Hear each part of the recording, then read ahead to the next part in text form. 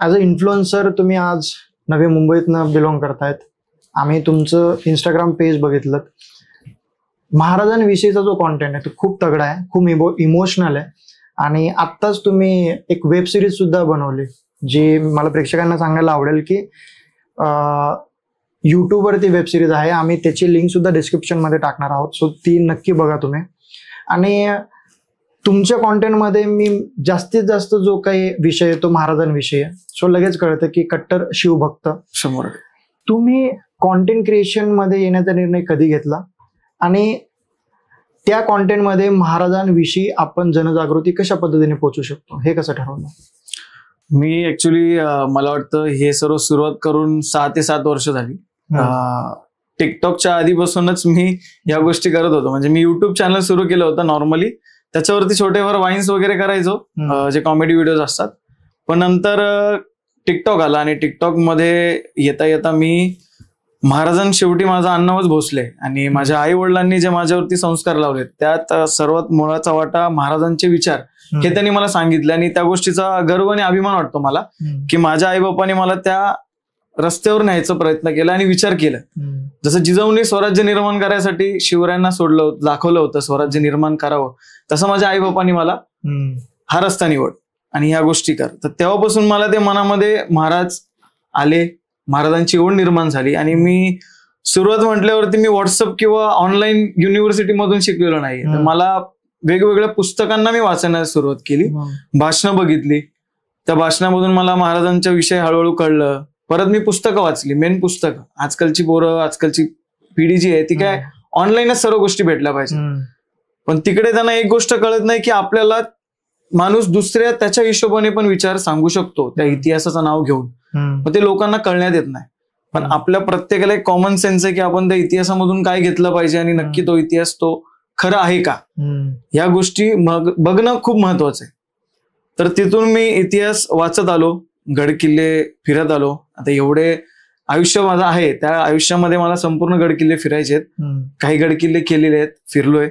आणि मग मी विचार केला की कुठेतरी महाराजांचा इतिहास कमी पद्धतीने पोहोचलाय. कारण महाराजांना लोक फक्त नावाने छत्रपती शिवाजी महाराज आहेत, या महाराष्ट्राचे आराध्य दैवत आहेत हे माहिती होतं.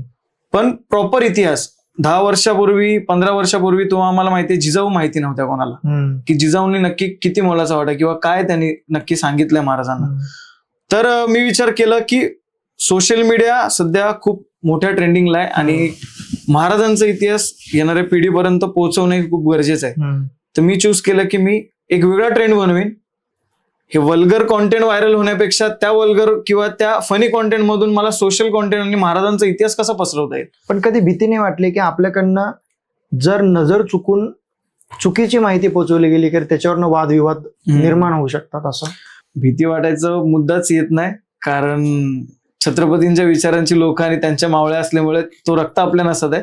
पण कधी मी मुद्दामून चुकीचा इतिहास सांगण्याचा प्रयत्न पण नाही केला. माझा एवढाच विषय होता की माझ्या येणाऱ्या पिढीने दंग्या दंगलींमध्ये जाऊन स्वतःवरती केसेस घेणं हे मला योग्य वाटलं नाही. कारण माझ्या राजांनी नॉर्मल सरदार असेल किंवा मावळा असेल या प्रत्येकाचा घरदार सांभाळलं. पण आजकालचे नेते साहेब दादा हे आपला नेता कोण येत नाही मुलावर केसेस झाल्यानंतर. त्यांची मुलं बाहेरगावी शिकतात, मोठमोठ्या कंपनीत मोठमोठ्या पोस्टवरती असतात आणि आमची मुलं काय करतायत, आमची मुलं चालली आहेत दादासाहेबांचा झेंडा घेऊन त्यांच्या साईडून लढायला. मग दादांना येऊ द्या सोबत. अहो माझे राजे स्वतः लढायला जायचे, सैनिकांबद्दल मावळ्यांसोबत किंवा सैनिकांसोबत स्वतः लढायला जायचे माझे राजे. येतात का नेते तुमच्यासोबत? या गोष्टीचा आपण खूप गांभीर्याने येणाऱ्या पिढीने विचार केला पाहिजे. आणि त्या हिशोबाने येणाऱ्या पिढीने महाराज काय आहेत हे नक्कीच विचार केला पाहिजे. आपण कोणाच्या बाजूला गेलं पाहिजे, आपण कोणासोबत राहिलं पाहिजे, कोण आपल्यासाठी करतंय. खरं आपला साहेब दादा गुरुजी हे छत्रपती शिवाजी महाराज. त्यांच्या व्यतिरिक्त माझ्यासाठी कोणीही नेता मोठा नाही, कोणीही साहेब मोठा नाही, कोणी दादा मोठा नाही. सर्वस्व म्हणजे छत्रपती शिवाजी महाराज. त्यांना डोळ्यासमोर ठेवलं आणि ती ओढ निर्माण झाली. आणि आपल्या महाराष्ट्राला कसं मोठं करता येईल, आपल्या गड किल्ल्याला कसं पुनर्निर्माण करता येईल. कारण येणाऱ्या पिढीला आम्हाला गड किल्ले दाखवायचे. महाराष्ट्र बिन गड किल्ल्याचा आम्हाला दाखवायचं नाहीये. जे गड किल्ले ढासळत आहेत ते आपल्याला पुनर्निर्माण केलं पाहिजे.